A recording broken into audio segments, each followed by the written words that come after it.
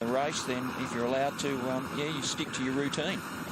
We can see our elite runners here just making that turn again, the U-turn, and back through the beautiful parkland, Centennial Park, Hyde Park. We traverse all over Sydney here as a part of the 42 kilometres to finish at the Sydney Opera House. And we appear to have lost our pacemaker. Scott Westacott has fallen by the wayside, and Joseph Maragu is the man out in front now.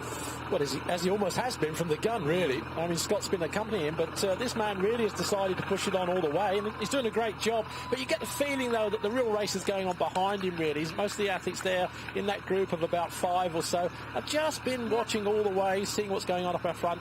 And as we said, it's not just about the Africans here. There's a good Frenchman here, and Lacouche looks really comfortable just behind in second place at the moment. Yes. I think they've gone a little bit quicker. I think Scotty's probably finished off his work and just got them on a slightly quicker pace. So I think they've got going a little bit, and that might be why they've stretched that field a bit. I just sense that they're doing it a bit harder at this point in time. So there's a bit of pressure on up the front.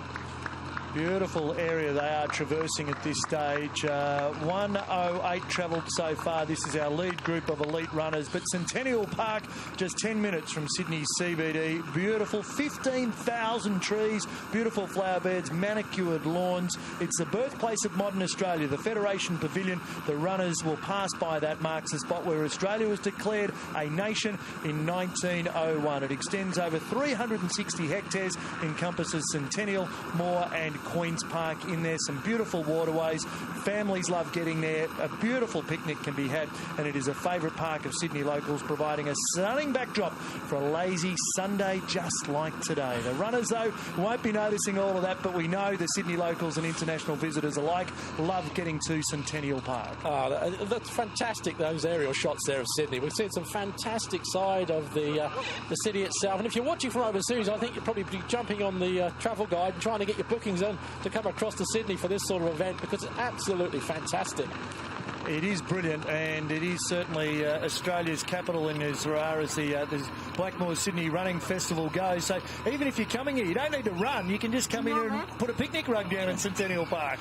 You can, yeah. So World Cross Country trial was here in 1983, so it's been used for a number of races, and obviously through here at the Sydney Olympics was probably one of the most special parts of that Olympic course going through Centennial Park. The blue line, which the runners will be glancing on and off. Obviously, the course has changed slightly, but the blue line so important, and really that was the foundation. That was why this was started in 2001 after the success of the Sydney Olympics. We harnessed that power, that people power, and the blue line again became a figure. And Monas, for you, obviously, it must be superb to be able to watch where you had run this course. Oh, and I feel a part of the legacy. You know, You can say the legacy is infrastructure. We often go, well, it's some great stadium or something, but what about the human legacy that we've left with having 35,000 people out here, recreational runners participating? Gee, I'm so delighted that we can leave that impact on society as well. So we often forget that part of the Olympics and what effect it's had on this city and this country and people exercising. Well, when we saw the finish to the family run, a lot of those children weren't even born when the Sydney Olympics were on. Thanks for that. Yet the legacy for them comes through Mum and Dad, who watched you run, Monas. That's right. I'm doing a number of autographs at this point in time for young kids who might be pushed up by their parents, and I'm sure there's a lot of Googling goes on when they get home. As against Steve Ovett, who the parents are actually pushing up and saying, now we've better Google him when we get home. I think it's the grandparents are pushing him up with me, but back to the women's leaders though, and it's not been much change here really. These two have been absolutely neck and neck, or shoulder to shoulder I should say, for almost all of the race. They are like twins. Look at that stride pattern. They are in a beautiful rhythm to be able to hold that stride pattern, their arm action, quite a high arm action as the Africans often do. They have a higher arm carriage, and they're like replicas of each other. Sometimes do you actually think, all right, well, I might be able to put someone off here if I take a little short step? Does it affect you at all if you're running shoulder to shoulder? Oh, they're probably trained so much Yep. now. They've got their common rhythm. It's a subconscious thing that they would just slot into. They're not glancing at each other, though, are they? There's not much, as you say, there's not much looking at each Interaction. other. No, there's not a lot there. They're in their own little world, those two, and they're quite comfortable in doing that. Wearing the 19 in the yellow is Beatrice Chepkemboi from Kenya, 31 years of age, and we caught up with her earlier this week. My name is Beatrice Chepkemboi Toroitich from Kenya. My last two marathons are Ambak and Nakano. In Ambak I did 2:27. In Nakano I did 2:36. I started running in primary school and I did track events, and that's where I discovered my talent of running.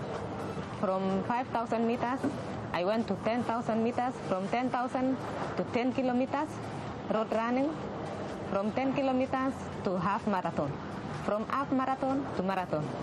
So maybe after this, retire. Before racing, take tea, maybe 2 cups, no food. That's all before the race. My biggest tip in marathon is train hard and win easy.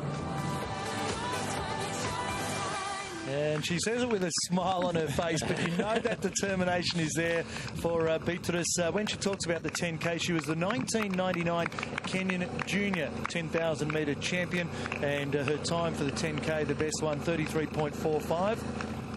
And she's just come to, we'll just stay with her at the moment because you can see Degafar is just looking behind to say what has happened there with Beatrice Chepkemboi, and now it is Veritat Degafar who is out by herself. So we'll bring you up to date with what is going on there. But those two that had been running stride by stride, our 10,000 metre junior Kenyan champion has now dropped out. Yeah, and she looked around because obviously Degafar is thinking, well, is she okay initially? Yeah. But then she also would say, okay, if she has dropped out, she knows now that she's running by herself and that she really has the road ahead of her to win this race. So she'll be now thinking, well, that's one less. Now, where's the next female behind them? Yep. So she had her beside her. So it's changed up the race a little bit for her. That was quite dramatic, really, wasn't it? Really, I mean, it wasn't a slow down. It was literally an instantaneous pull up. So hopefully she's not injured, or there's maybe even a little bit of cramp going on there. You never know, really. But obviously for Degafar, that's a big plus because now she's a woman on her own, really. So problems at one stage for Beatrice Chepkemboi. No such problems for the men's leaders at the moment, and still very much the man out in front is Joseph Maragu from Kenya, and you can see him in the Blackmores singlet there with 1 hour and 15 down with the noseband on. That is the French runner Al Hassan Ben Kanouche, the 32-year-old from France. So they're working hard at the moment just to try and stay on that pace where they can get inside. At this stage, what are we predicting in terms of time? I think they've picked it up a little bit, so they're probably closer to 2:12 now. So, and Ben Kanouche there, you see he's got that nose piece. It was quite common. It's not as common now, but it opens the nasal passages to allow more oxygen to come through. So that's the idea of that. So that's one little tip. I'm not sure what advantage that. I like the tip of train hard and win easy a bit better than using that nose band, but whatever works for you. Well, in the end, it was train hard, win easy, and then as I was going through the figures, she decided that was it. So we will get an official confirmation as to what happened trackside with Beatrice Chepkemboi, the 31-year-old from Kenya. The pavement being pounded by our lead group of men's runners. Maragu, the man out in front. This lead group has got Koitale in it, Korea as well, the two Kenyan runners. There's a couple just peel off and head towards the Suncorp Volunteers. They're great, the Suncorp Volunteers, aren't they? Plenty of loud passion. They're cheering as they go through, and Suncorp Bank supporting the reasons why participants choose to run positive today, and they've found 3 key reasons: mental well-being, family members, and to raise money for charity. So the Suncorp Volunteers are part of that great supporting sponsorship from Suncorp. Yeah, it's good to see. Actually, it was quite dangerous there. Some of the lead group there went across to the other side of the road there to grab a quick drink from the station, which was for the other athletes going in the other direction. So there's almost a bit of a clash there between the athletes going one way and the others going the other, but they managed to avoid that. So they must be getting thirsty. They must realise now they've got to take on a little bit of water now for the crisis stage in the latter part of the race. It suggests that it's a bit warmer out there, because if they're certainly searching for water, there's normally enough out on the course, so they're searching for it. I think they're thinking it's a bit warm, and that might be a reason why that earlier pace was a bit slower than we thought, than we predicted. It might be. It's easy sitting here at the finish line in the commentary box. It's a lot harder out on the road, yes. And what a wonderful position we've got here, really, isn't it? Absolutely fantastic, looking over the finish line in our commentary box. Got the best seat in the house, really, without any effort. It is very good. These boys are putting in all the effort at the moment. So we're down to 6 runners, and I think this 6 you would predict might hang together, because they're all within a ballpark in terms of timing, so they'll be pushing each other. Yeah. That's the fascinating thing, isn't it? Yeah. If you're all together, who makes the move? Who doesn't make the move, you know? Where does it happen? Where does it not happen? So it's a bit of mind games going on here. It's a bit like a mobile chess scenario. And I love that aerial shot, because I get a lot of reading on the shoulder roll, and Merrigu out in front had quite a heavy shoulder roll. So I reckon these 5 runners here are where the race is really at. I'm expecting the winner to come out of this group. So these runners, half a dozen in total. Merrigu's just saying, come on, boys, let's get up here. Merrigu's actually slowed and stopped. Oh, well spotted. Steve there, he saw it from the aerial shot, and he picked it. He decided to call it quits now, and he's done his job, I suppose, if he was the pacemaker, of getting these lads through the crucial halfway point of the race. Yeah, and they're through. I think that he probably ran to about 25k. I think we're getting splits from about the 25k marker, so I think that was probably his job done at 25k. And you were mentioning yesterday, that's when the difficult part of the race comes, when the pacemaker drops out, because it then throws the onus on the others. You know, who takes it up from here on in? Correct. The pace will normally drop, because no one wants to be in front, so you don't want to be having to take up the role of the pacemaker. So this is where it gets very tactical. Out in front is the number 2 of Koitale, Willie Koitale, also Julius Correa as well. That's the 2 Kenyans. You can see them there. Wearing the number 10 is Lucky Mahali. He's the South African runner. In the white shirt in A9, that is James Cheboy. And we've also got the Frenchman in there, Al Hassan Ben Kanouche, the Frenchman, the 32-year-old with the nose, little nose, what do you call it? It's not really a nose bandage, but it's just a nose clip to try and open up the nasal passage to breathe. Do these things work? Do they work? Oh, I'm not sure. No. But anyway, if it works for him, that's good. Well, if he wins, we'll say it really works. And Julius Correa from Kenya, we know he's in the lead group there as they just seek some rehydration again. So an hour and 20 minutes has gone down. But Julius Correa from Kenya, we caught up with him a little earlier. My name is Julius Correa.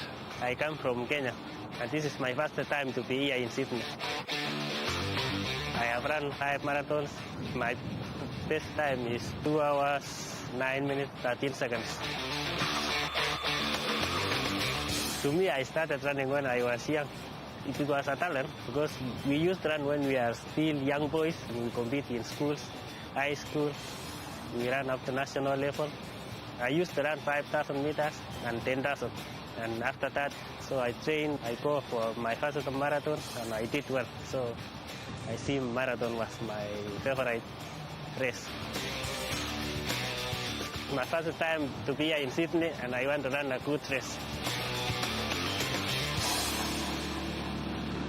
Okay, let's hope he doesn't drop out while I just turn my attention to his statistics. Kenyan-born, hometown of Itan, and his record's a marathon 2:09:13. That's his PB, and he has run all the way around the world, including Belgrade as well as in China.